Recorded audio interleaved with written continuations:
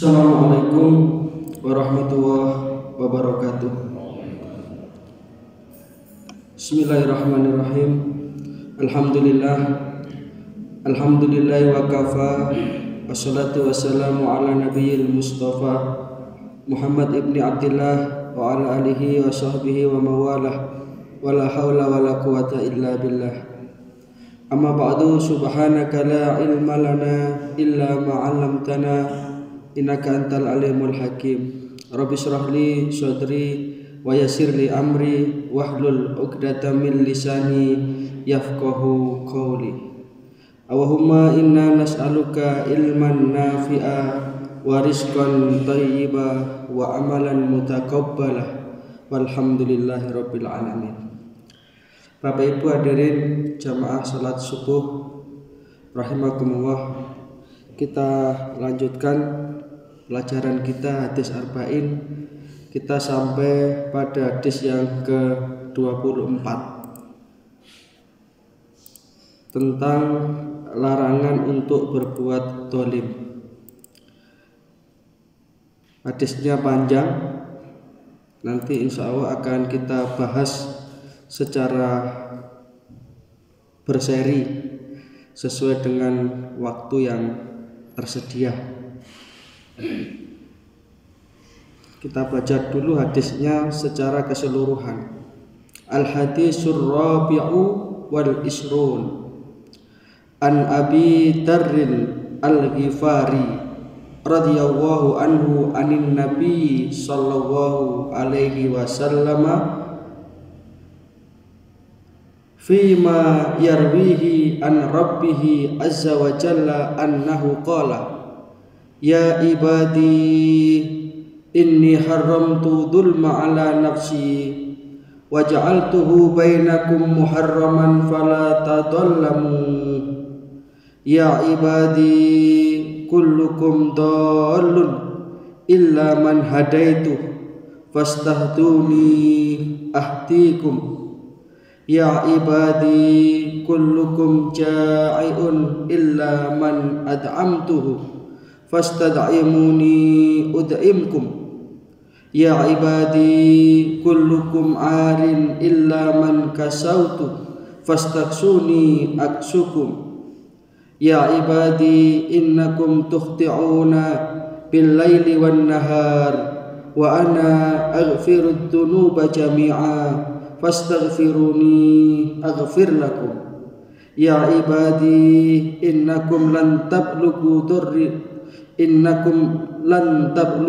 darra fatadurruni wa lan tablughu naf'i fatanfa'uni ya ibadi law anna awwalakum wa akhirakum wa insakum wa jinnakum kanu ala atqa qalbin rajulin wahidin minkum ma zada dzalika fi mulki syai'a ya ibadi law anna awwalakum wa akhirakum wa insakum wa jinnakum kanu ala afjari qalbin rajulin wahidin minkum ma naqasa dzalika fi mulki syai'a ya ibadi law anna awwalakum wa akhirukum wa insakum wa jinnakum qamu fi sya'idin wahidin fas'aluni fa'ataitu kullu insanin mas'alatahu ma naqasa dzalika mimma indi illa kama yanqusul mihyadu idza adkhulil bahra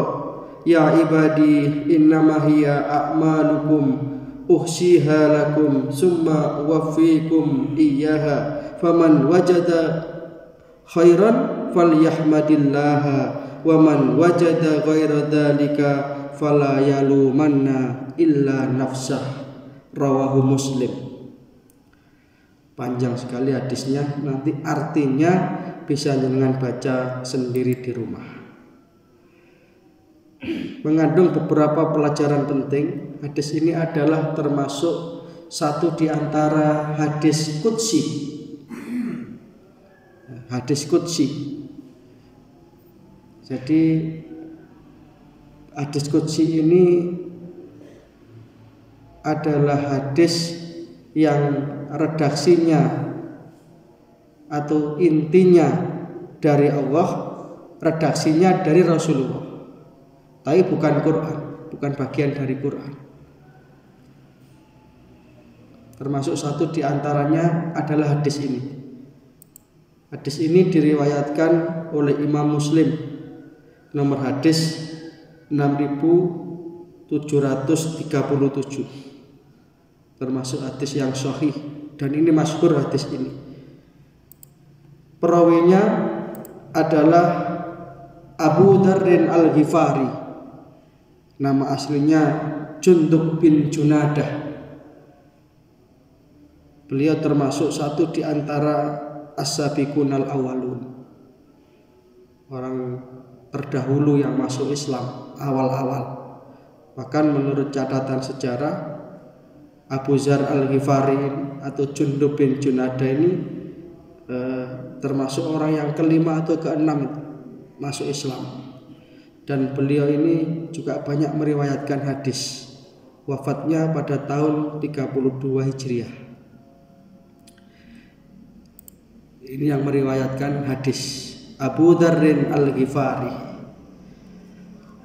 Kita mulai dari yang pertama, ya ibadi, wahai hamba-hambaku, kata Allah. Ini menunjukkan hamba Allah secara keseluruhan, termasuk juga tidak hanya manusia tetapi juga jin, sebagai makhluk yang juga diperintahkan oleh Allah Ta'ala untuk beribadah. Dalam surat Ad-Dzariyat itu Allah berfirman, a'udzubillahi minasyaitonirrajim, wa ma khalaqtul jinna wal insa illa liya'budun. Aku tidak ciptakan jin dan manusia kecuali agar mereka beribadah kepada aku. Maka Allah Subhanahu wa taala memberikan satu penegasan. Yang pertama, inni haramtu dzulma ala nafsi.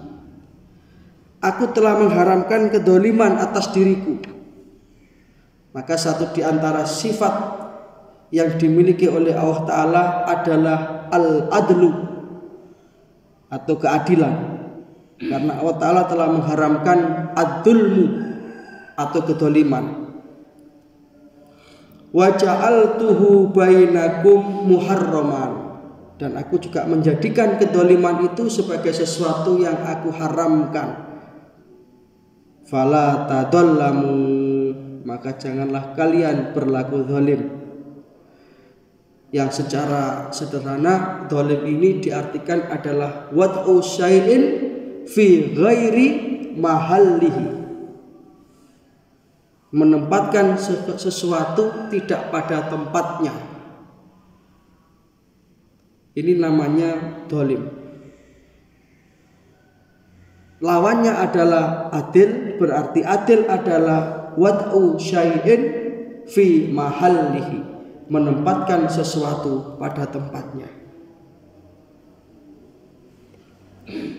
Ini yang kita bahas, kalimat yang pertama ini dulu. Insya Allah nanti akan kita sambung pada pertemuan-pertemuan berikutnya. Tapi sekali lagi saya berharap panjenengan di rumah juga punya kitab kecil ini, jadi bisa dipelajari di rumah. Jenengan bisa beli syarah yang sudah diterjemahkan. Sudah berkali-kali saya sampaikan, kitab ini sudah banyak disyarah oleh para ulama. Ada Ibnu Rajab Al-Hanbali dengan syarahnya yang diberi judul Jami'ul Ulum wal Hikam. Ada juga Ibnu Daqiqil Id dan lain sebagainya. Atau minimal punya kitab aslinya ya, atau punya yang terjemahannya. Karena kalau kita bahas secara tuntas di forum kuliah subuh ini terlalu singkat. Jadi Allah Ta'ala itu mengharamkan kedzaliman atas dirinya sendiri. Maka kalau kita lihat seluruh ciptaan Allah yang ada di alam raya ini sudah tercipta dengan penuh keadilan, di atas timbangan keadilan. Termasuk alladzi rafa'aha wa wada'al mizan. Allah Ta'ala itu meninggikan langit, kemudian meletakkan timbangan keadilan di muka bumi ini. Di dalam Al-Quran surat Al-Mu'min, ada surat Al-Mu'min, ada surat Al-Mu'minun. Dalam Al-Quran surat Al-Mu'min ayat 31, Allah Subhanahu wa taala berfirman, a'udzubillahi minasyaitonirrajim, wa mawwahu yuridu dzulman lil ibad, dan Allah tidak menghendaki berbuat kezaliman terhadap hamba-hambanya. Yang kedua, dasar bahwa Allah itu mengharamkan kezaliman untuk dirinya sendiri, surat Yunus ayat 44. A'udzubillahi minasyaitonirrajim, innallaha la yadlimun nasa syai'a. Sesungguhnya Allah Ta'ala tidak berbuat zalim kepada manusia itu sedikit pun. Jadi manusia itu sendirilah yang menjerumuskan dirinya. Jadi Allah itu sesungguhnya menghendaki kebaikan bagi hamba-hambanya. Surat An-Nisa ayat 40, di sana juga Allah memberikan penjelasan, a'udzubillahi minasyaitonirrajim, innallaha la yadlimu mithqala dzarratin. Sesungguhnya Allah Ta'ala itu tidak akan menganiaya seseorang mithqala dzarrah, walau sebesar biji zarah, walau sekecil apapun. Ini menegaskan bahwasanya memang Allah Ta'ala itu adalah Al-Adlu, zat yang maha adil. Dan Allah Ta'ala juga mengharamkan kedzaliman bagi hamba-hambanya. Hadirin jamaah rahimakumullah, dari pelajaran pertama ini tentang keadilan ini, yang lawannya adalah kedzaliman, maka ada beberapa bentuk-bentuk kedzaliman yang akan bisa menjadikan manusia itu terseret kepada jurang kebinasaan. Yang pertama, tentu yang paling besar, kedzaliman yang paling besar itu adalah zalim kepada Allah. Apa itu? Itulah syirik. Tadi saya sampaikan bahwa zalim ini adalah meletakkan sesuatu tidak pada tempatnya. Maka orang yang zalim kepada Allah artinya mereka yang memposisikan Allah tidak semestinya. Maka dikatakan inna syirka, sesungguhnya syirik, mensekutukan Allah, itulah dzulmun adzim, itulah kedzaliman yang paling besar. Satu itu. Maka siapa yang mensekutukan Allah Ta'ala dengan apapun dan dengan siapapun, itulah kedzaliman paling besar yang dilakukan oleh manusia. Maka kalau syirik adalah kedzaliman, berarti bertauhid adalah keadilan. Maka keadilan yang paling utama adalah tauhid. Itulah yang dimaksud dengan la ilaha illallah. Jadi kita memposisikan Allah sebagai Rabb, sebagai Tuhan yang tidak ada sekutu baginya. La ilaha illallah, ay la ma'buda illallah. Tidak ada yang kita sembah selain Allah. Tidak ada yang kita mintai pertolongan selain Allah. Tidak ada yang kita takuti selain Allah Ta'ala. Itu tauhid. Maka zalim yang pertama adalah zalim kepada Allah. Yang kedua, zalim kepada orang lain, mendolimi orang lain, mengambil hak orang lain. Ini juga bisa menjadi sumber kebinasaan. Bahkan ketika kita itu berbuat zalim kepada orang lain, kemudian belum tuntas di dunia ini, nanti akan ada perhitungan di akhirat.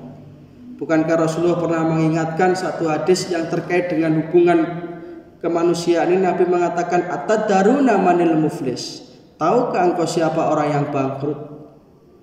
Yaitu orang yang belum tuntas berbuat zalim kepada orang lain. Yang mendolimi orang lain itu banyak sekali macam dan ragam.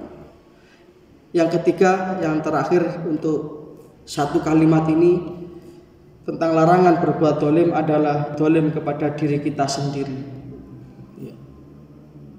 Apakah ada? Ada ternyata memang. Orang yang menjerumuskan dirinya sendiri tanpa dia sadari.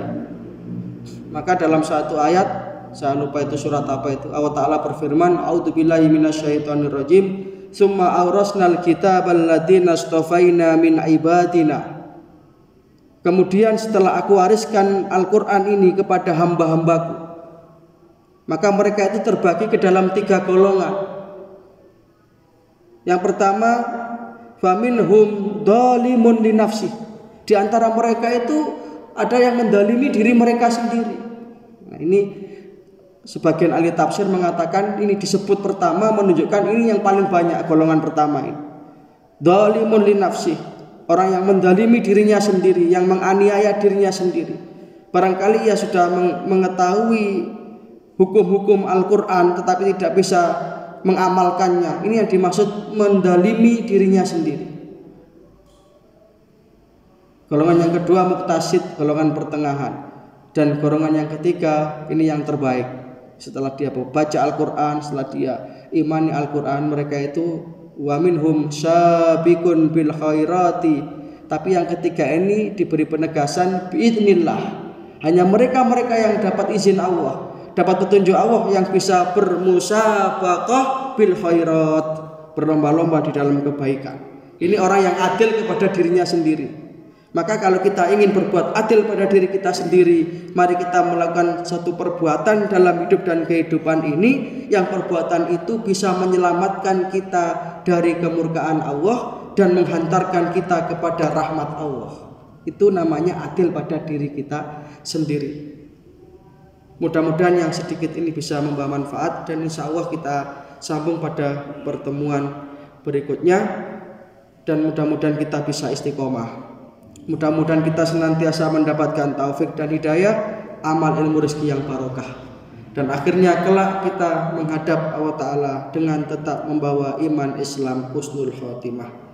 Ada kurang lebihnya mohon maaf. Kita tutup dengan doa kafaratul majelis. Subhanaka wahumma wa bihamdika asyhadu an la ilaha illa anta astaghfiruka wa atubu ilaik. Assalamualaikum warahmatullahi wabarakatuh.